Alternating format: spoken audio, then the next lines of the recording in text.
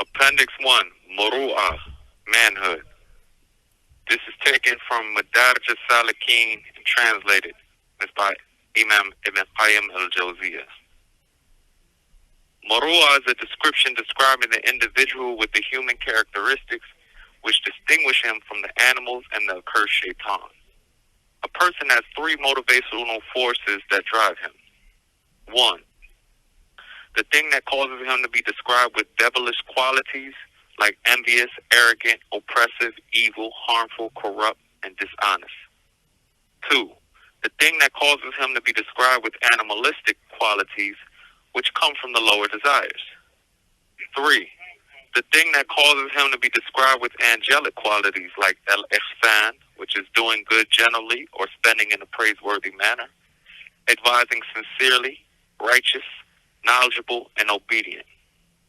Thus, the reality of muru'ah is hating to submit to the first two motivational forces that lead to negative descriptions as described above, while answering the call of the third motivational force that leads to a positive description. A sign of a lack of manhood, or the complete absence of it, is being at ease with falling into the first two motivational forces and responding to their pull whenever they attract a person. So the characteristics of humanity, manhood, and nobility are dependent upon the resisting the two motivational forces that lead to negativity while answering the third call of the third motivational force. As some of the Saalih have said, Allah created the angels and gave them intelligence, but no lower desires. He created the animals and gave them lower desires, but no intelligence. And He created the children of Adam with the faculties of intelligence and lower desires. So whoever allows his intelligence to conquer his lower desires will be affiliated with the angels, and whoever allows his lower desires to conquer his intelligence will be affiliated with the animals. Therefore, it is said that the measure of manhood is in one's intelligence conquering his lower desires. The fuqaha, or the jurists, say the measure of manhood is in utilizing the things that beautify and embellish the servant while avoiding what debases and humiliates him. So the reality of manhood lies in the avoidance of debasement and humiliation with regards to statements, character, and actions. The quality of manhood in a person's tongue lies in its grace, nobility, and gentleness, while being able to easily harvest the fruits that come from it. The quality of manhood in a person's character lies in his ability to extend good character to those whom he likes as well as those whom he dislikes.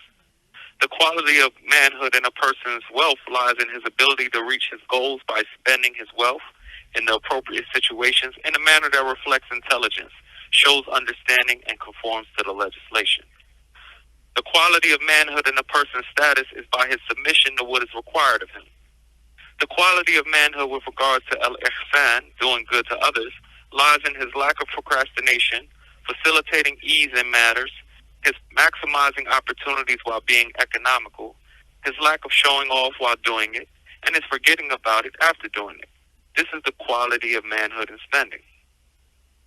As for the quality of manhood in matters that should be avoided, then it is to avoid arguing, blaming, making claims against people, overlooking the shortcomings of others who don't fulfill your rights while avoiding the scrutiny of or searching for those shortcomings, feigning ignorance, or paying no attention to people's slip-ups and making them aware that you don't know of any mistakes from them.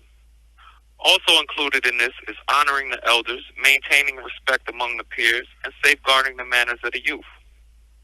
Manhood has 3 degrees. 1. Manhood in relation to oneself.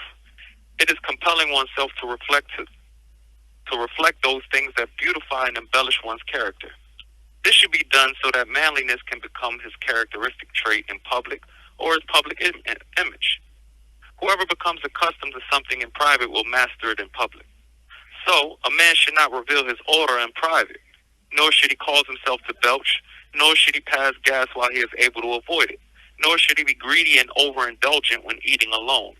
Generally, a person should not do anything privately that he would be too shy to do in a gathering, except for what the legislation and intellect forbid. That should only occur in private, like sexual intercourse, relieving oneself, and the likes. 2. Manhood in relation to the creation. That is by applying the conditions of good manners, humility, and beautiful character with them, and by not allowing to be done to them what he hates for others to do to him, and taking the people as a reflection of himself. So everything he hates and has an aversion to from speech, actions, or characteristics should be avoided himself, and everything he loves and appreciates from those things he should engage in. The one who possesses this keen insight will benefit from everyone he associates and mixes with, whether they are from those who are more complete in terms of character or deficient, those who have evil traits or good traits, those who lack manhood, or those who exemplify it. Many people learn manhood and honorable character from the description of its opposite. As I have seen with some of the elders, when asked about one who has bad character and crude behavior, it is said, "I learned honorable character from him." This occurs by knowing good character through its opposite. Obtaining these traits of good character and manhood is through training oneself to possess and exemplify these traits while remaining patient upon that. 3. Manhood in relation to the right of Allah subhanahu wa ta'ala, by feeling shy, since he is looking at you and observing you in every moment and breath.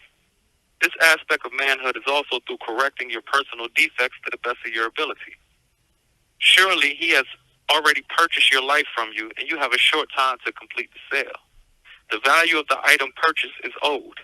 It is not from manhood to conclude the sale while the item being purchased is defective, since the complete value is owed and his favor upon you with regards to this transaction is being witnessed.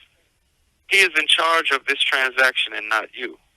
So he has sufficed you with a life wherein you emulate the characteristics of the Messenger sallallahu alaihi wasallam, and busy yourself with correcting your defects, so much so that you don't have time to pay attention to the defects of others. Thus, the reality of his witnessing is his observation of your actions and rectifications. Appendix 2.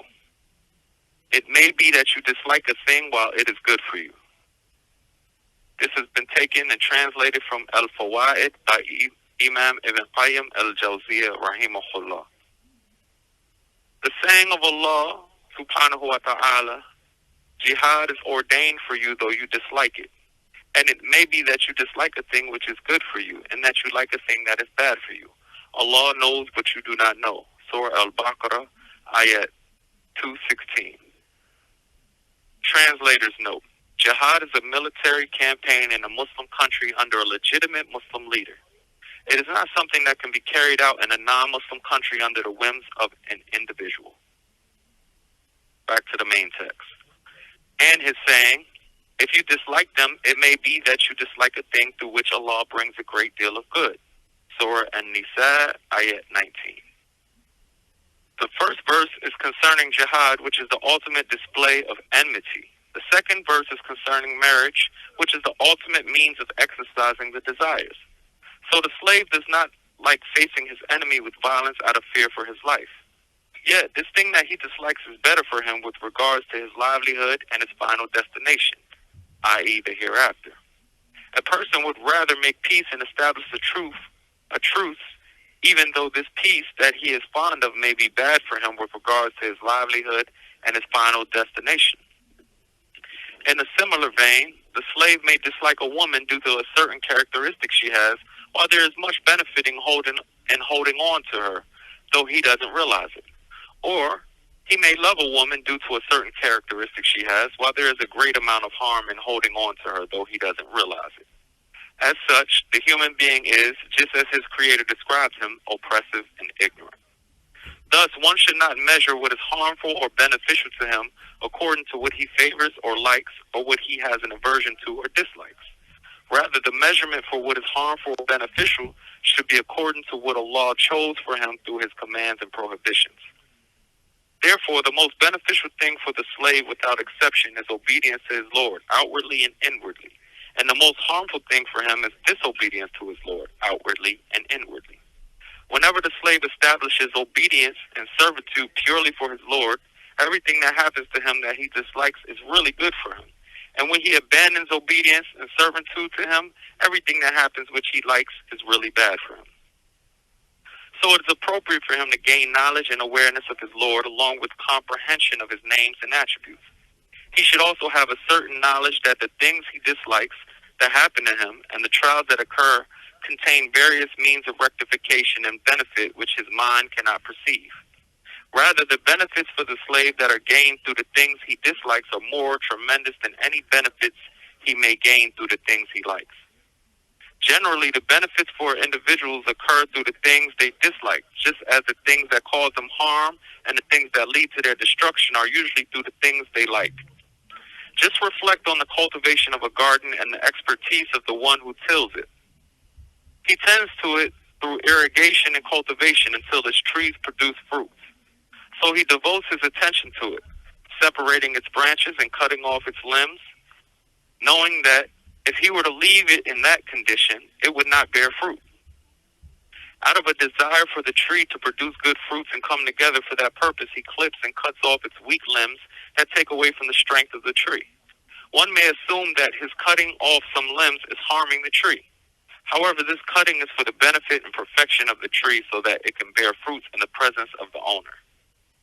Furthermore, he doesn't allow it to proceed according to its natural disposition to consume water all the time.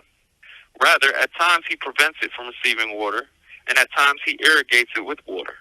He doesn't let water continuously flow upon it, since the water would damage its leaves and flood its vegetation.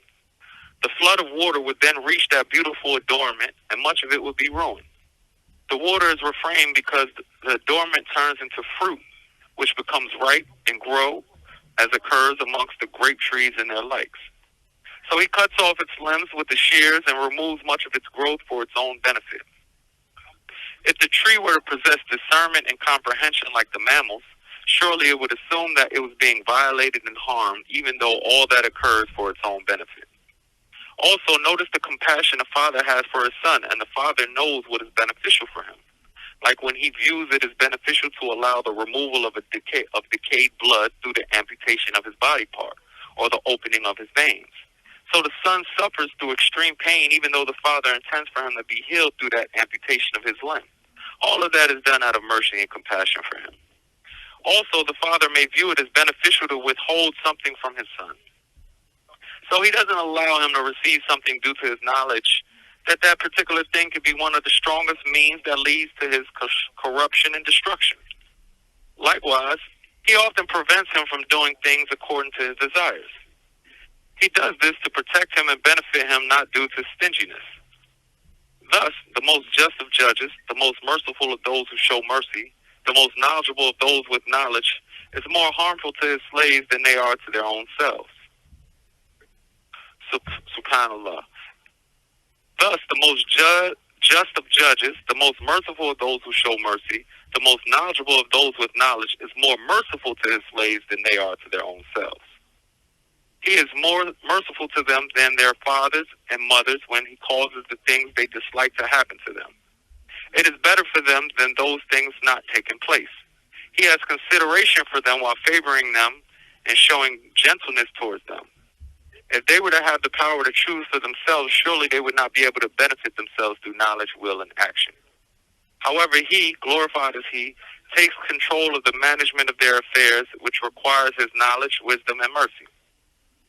Whether they like or dislike something, those who are certain recognize this point through the understanding of his names and attributes. So they never worry over anything from his rulings. This point is hidden from those who are ignorant of him and his names and attributes. So they oppose him and the manner in which he manages his affairs while rebuking his rulings. They do not submit to his judgments, and they reject his rulings through their corrupted intellects, false opinions, and tyrannical politics. Thus, there is no recognition of their Lord, and there is no benefit to be obtained. And with Allah alone lies the success.